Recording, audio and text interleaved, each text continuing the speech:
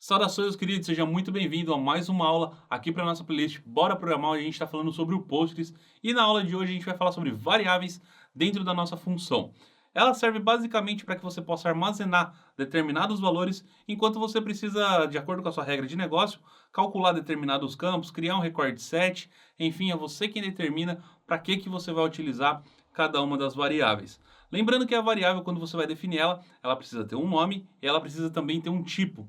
E esse tipo tem que ser aceito pelo SGDB. Então você tem aí diversos tipos de dados que você pode estar trabalhando, como você tem campos numéricos, você tem campo decimal, campo texto, enfim, é você quem vai determinar de acordo com a sua necessidade. Nessa aula que eu vou mostrar para você basicamente como que a gente cria duas variáveis. A gente vai criar uma variável texto, simplesmente para armazenar uma string, e depois a gente cria uma variável do tipo record.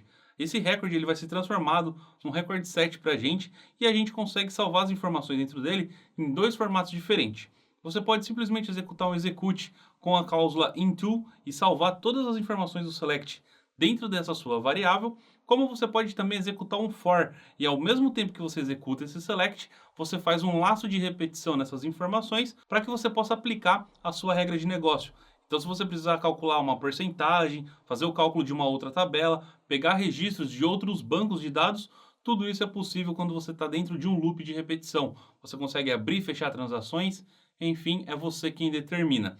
E nessa aula aqui a gente vai fazer um exemplo bem básico de como que funciona isso. Ficaria muito mais fácil se você tivesse esse recurso sendo aplicado no seu dia a dia aí, para poder facilitar o trabalho que você tem com a sua aplicação. Assim a responsabilidade fica com o seu banco de dados e a sua aplicação ela fica mais enxuta e mais leve, simplesmente para poder renderizar essas informações para quem estiver consumindo sua página. Então vem comigo para a aula e vem ver como é que funciona.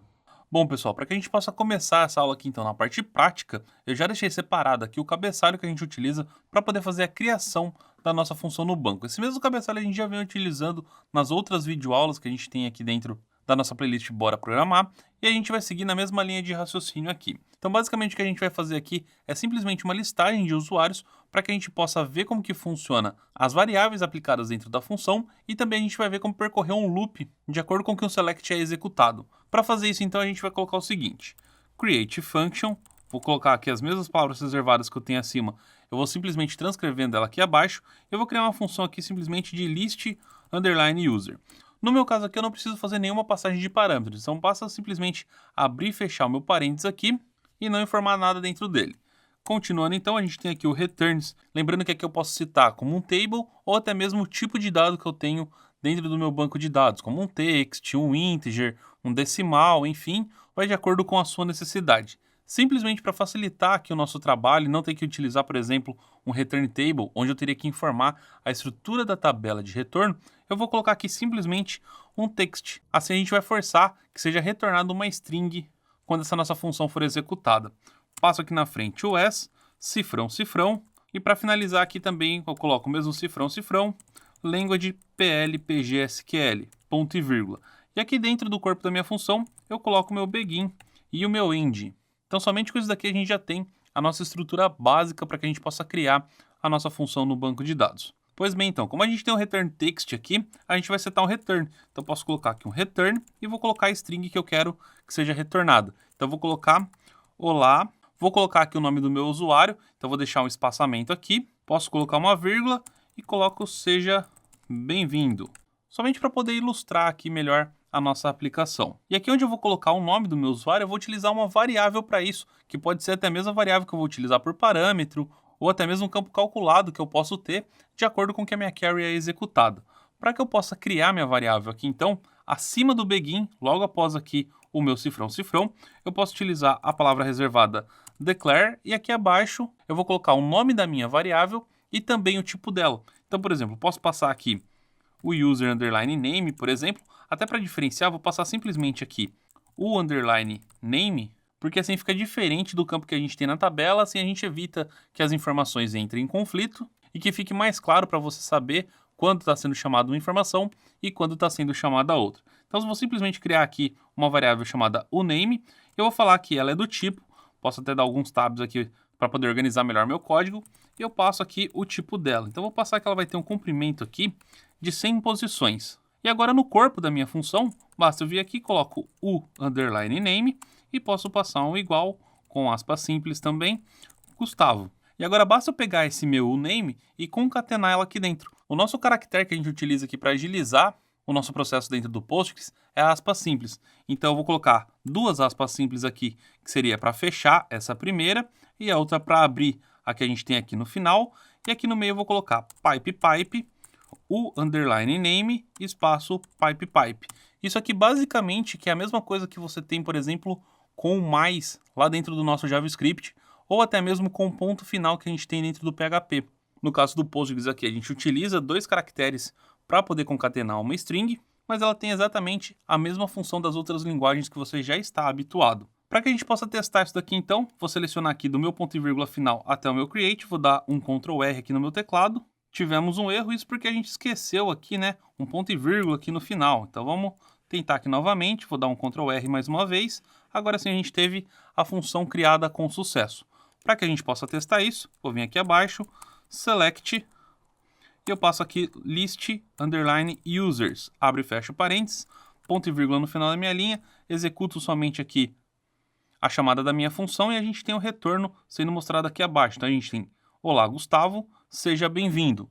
E obviamente aqui dentro eu posso colocar qualquer informação. Isso aqui é muito útil quando você está percorrendo um laço de repetição ou quando você tem que armazenar determinado valor, fazer determinada conta, como por exemplo, você pode ter uma função para fazer o total que deu dentro de um carrinho de compras do seu cliente. Então ali você precisa contar quais são os produtos, a quantidade de cada produto que você tem, se foi adicionado um frete ou não, enfim, você pode ter uma estrutura básica que monte todas essas informações dentro do seu banco de dados, até mesmo para você ter uma recuperação de carrinho posteriormente, e você pode simplesmente ter uma função que fica responsável por fazer todo esse cálculo para você e entregar todas as informações prontas para a sua aplicação. Então, como aqui você vai precisar de algumas informações, vai ter que calcular porcentagens, você pode utilizar as variáveis para te auxiliar nesse processo.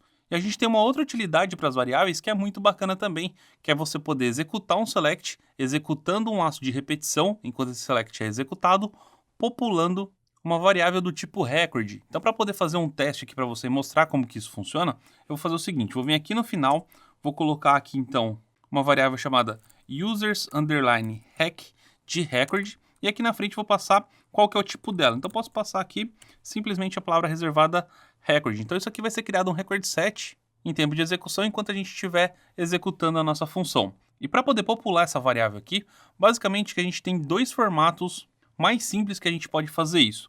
Um deles é o seguinte, eu posso vir aqui, passar um execute, vou passar aqui entre aspas simples, o select que eu quero executar. E aqui na frente eu passo into users underline hack ponto e vírgula. Então eu vou executar um select aqui dentro e o retorno desse select vai ficar salvo dentro dessa minha variável. Só para a gente poder testar, eu vou fazer o seguinte, select asterisco from users. E só para que a gente possa debugar essa informação aqui, eu vou fazer o seguinte, vou vir aqui abaixo, raise notice, vou colocar aqui nome do usuário, dois pontos, espaço, e aqui eu vou passar também o percent, né, que é o parâmetro que a gente quer substituir, e aqui eu vou passar users underline hack ponto user underline name. Lembrando que users underline hack é o nosso record set que está sendo populado, ponto username vai ser um campo que vai ser retornado aqui pelo nosso select. Vou colocar aqui um ponto e vírgula no final da minha linha, vou reescrever essa função, só que antes de reescrever eu preciso passar aqui um or replace, né? Uma vez que a função já existe, a gente precisa atualizar ela agora. Então eu vou recriar ela aqui novamente, dei um Ctrl R, eu já peguei aqui também a última linha, né, junto com o select, por isso que ele já executou também. E se eu expandir aqui, obviamente que o nosso resultado nada muda, agora se eu venho aqui em mensagens, você consegue ver que o nome do usuário é Gustavo. E se eu executar esse select aqui lá dentro da minha tabela, então vou dar aqui um Ctrl R, você vai ver que eu tenho um usuário cadastrado lá. Só que o problema disso daqui é que eu só consegui retornar a primeira informação. Para que eu possa mostrar todas as informações que eu tenho aqui, todos os usuários da minha base, é necessário que eu percorra um laço de repetição. Então, para que a gente possa fazer esse laço, a gente usa uma sintaxe um pouco diferente. Ela vai ficar do seguinte formato, então. Eu vou vir aqui, vou comentar essa linha aqui do execute, vou comentar essa linha aqui também do raise notice, e eu vou vir aqui abaixo e vou colocar o seguinte, for users underline hack, que é o nome da minha variável que eu tenho aqui em cima do tipo record, passo a palavra reservada aqui também in, e aqui eu vou colocar o select que eu quero executar. Então, eu vou pegar esse mesmo select que eu fiz logo aqui acima, vou dar um Command C e um Command V aqui abaixo, coloco aqui na frente um loop, porque é o que eu vou executar enquanto isso daqui estiver sendo processado, e aqui no final eu coloco end loop e um ponto e vírgula para finalizar. Então, basicamente, essa sintaxe aqui está fazendo o seguinte: eu vou executar esse select aqui do usuário e para cada registro que eu tiver dentro desse meu select aqui, eu vou percorrer um laço de repetição e eu vou armazenar todas essas informações dentro de users_hack. E aqui dentro eu posso fazer o que for necessário. Qualquer campo calculado, eu consigo fazer outros selects, consigo fazer inserts, updates, consigo deletar minhas informações, consigo criar tabelas, enfim, abrir transações. Eu faço tudo o que eu precisar dentro desse meu loop aqui. No nosso caso aqui, só para poder exemplificar, eu vou fazer basicamente o mesmo conteúdo que eu fiz aqui em cima. Então eu vou copiar aqui esse meu raise notes, vou dar um Command C, vou dar um Command V aqui dentro desse meu loop e o nome do usuário vai ser users_hack, que é exatamente o record set que a gente tem sendo informado aqui acima, e a gente vai ter o user_name, que é uma das posições que vai estar aqui dentro do meu select. Vamos ver agora o resultado que a gente vai ter. Vou pegar aqui só do language PL/SQL até o início, vou dar aqui um Ctrl R para executar, a função foi criada com sucesso, e agora eu vou simplesmente executar aqui o select da minha listagem de usuários. Obviamente que a listagem aqui a gente não mexeu, né? A gente tem um return fixo aqui, mas agora se eu venho aqui dentro de messages, você consegue ver que eu tenho o nome do usuário Gustavo, Robson, João e Cauê. Então, para cada registro que eu tinha na minha tabela, foi percorrido um laço de repetição aqui. Eu vou novamente executar esse select aqui dentro do users. Aqui a gente tem 4 registros, dei um Command R aqui. Aqui novamente a gente tem 4 registros sendo listados. E aqui a gente consegue fazer uso de uma outra variável, por exemplo. Vamos supor que você tivesse aqui a variável de idade, você pode ter uma data e você quer calcular a idade do usuário, enfim, fica a seu critério.